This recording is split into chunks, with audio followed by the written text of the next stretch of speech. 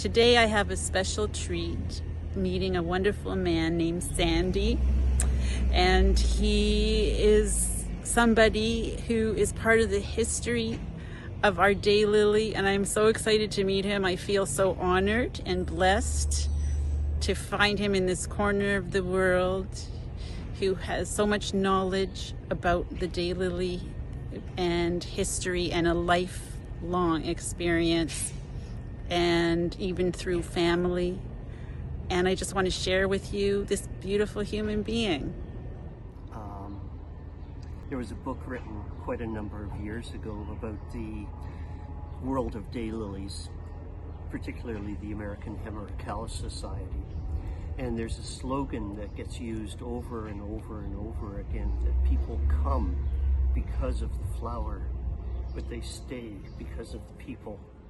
And there are so many amazing people with so much amazing experience in the horticulture world. And to meet them and to learn from them, to listen to them, is it's a rewarding experience. And to try some of the things that they've suggested in your own little space, it can have a huge impact on the joy that you get from your life personally. Okay, so if we start down this road, the first one we'll find is paper butterfly. It's an older plant, but it's a perennial favorite for people that visit the garden and see it in bloom.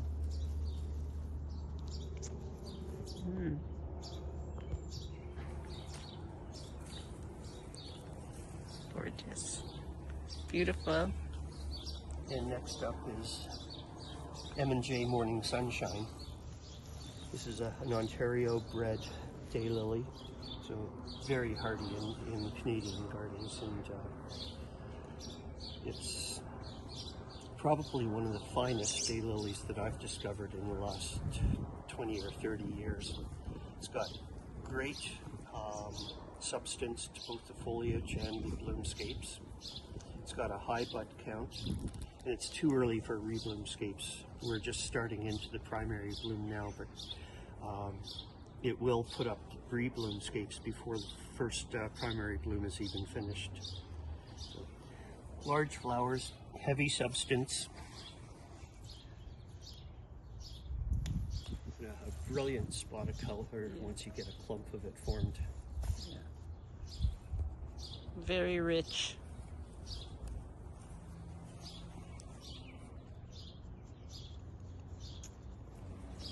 It's gorgeous.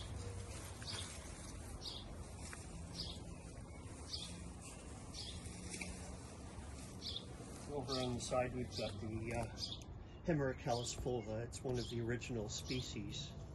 There's approximately 23 species of daylilies that have all been used to create hundreds of thousands of hybrids.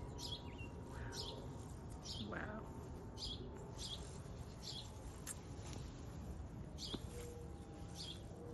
This is another favorite. You noticed it earlier, and hybridized by Ned Roberts. This is called Arms to Heaven. So Ned specialized in narrow-petaled flower forms, and this one has twisting, curling, and just a whole lot of interesting things happening to the 6 segments. Every daylily is made up of 3 petals, 3 sepals, and then there's 6 stamens and 1 pistil. Fascinating. It's amazing. It's fantastic. Yeah. You can.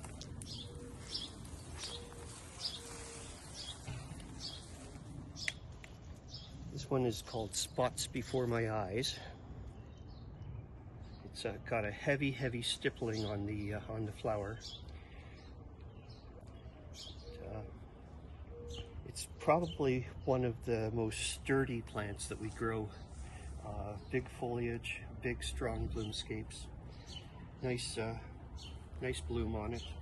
It's relatively early, but seems to bloom for an extended period of 3, 4, 5 weeks. Wow.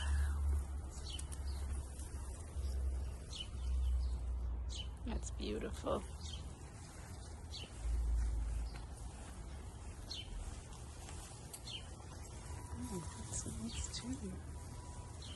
This one has a sort of a skinny petals too, this one here. Yes. This one. I'm sure if I can get it in there. I'll grab it. Thank you.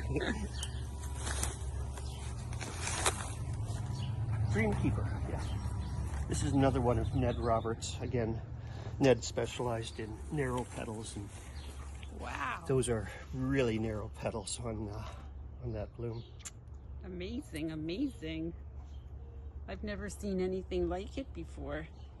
It's gorgeous. Almost a tropical feeling to that, right? Yeah. Yeah. Amazing. In cold Canada, we have these tropical blooms. That's amazing. That The big one's pink gorgeous. that you're looking at over there is called Elsie Stelter.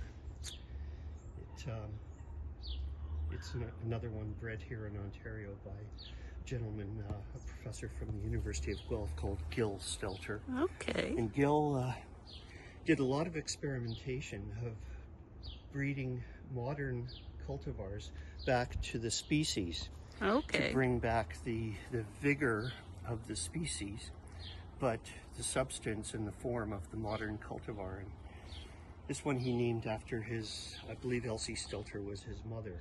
And I think that's says something about it. If you're going to name a plant after your mother, it better be a darn good plant, and this one is. Wonderful.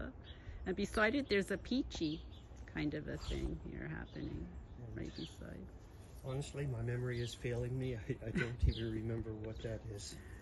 But it's gorgeous, so I'll get a capture of that. It's a beauty. The Nice. soft pastels really show up very well in the garden. Yes.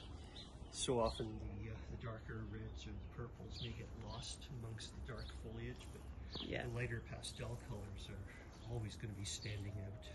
It's beautiful. They're also like the heavy, have the heavy petals like those yellow ones, the kind of thick. I love those thick ones for some reason. I don't know why. And this red one is gorgeous. It's like a raspberry red, this one. That is Charles Johnson. Again, another older plant, but one of the better reds that's ever been put out. And Gorgeous. I love with the green throat and excellent. Yeah. So beautiful. Wow, what a treat. And we can do this one, last one here. This is really special with the green and the, oh my goodness. It's like a rainbow. The way that comes out. Can't remember the name of it. Was it the horse one? The one that is way? Wide Ride. Yeah, Wide Ride, yeah. Beautiful. By a horse person. This was red. Beautiful. It's interesting the way that the colors also Very distinct color zones. It's got the Yeah. green heart yeah. surrounded by a yellow eye zone, which is surrounded by a pink eye, and then you've got the pastel cream body to the flower. Yeah. It's just gorgeous. And I love the way you describe them so beautifully. So lovely to hear. This is one of my favorites. I was telling you earlier about my daughter's hybridizing efforts, and this is one that she had created. That's We amazing. had a good bit of debate over what it should be called.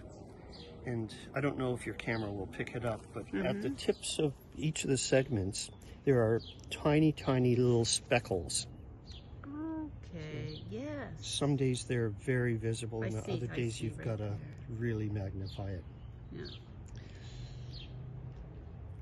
Amazing. So I thought, with all those little spots on it, we should call it Sea Spot Run. Aw. But Karina wasn't happy with that name. She wanted to call it Tiny Footprints. So Aw. that's what it is, Tiny Footprints. It's beautiful. Yeah, I love it.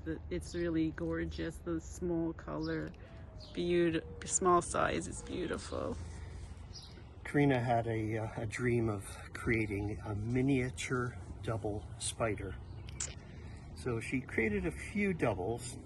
Didn't have a lot of spiders in her work, but this is definitely a miniature bloom. Miniature is considered something less than 3 inches in diameter. fascinating. That's amazing. Capture that. So you can eat these daylilies. How do they taste? Try a piece yourself and tell me. Yeah, that can be in a salad very easily. Yep.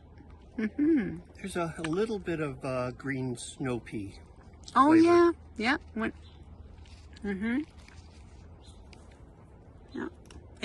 I detected for me a little bit of lettuce, almost like a Boston lettuce kind of taste.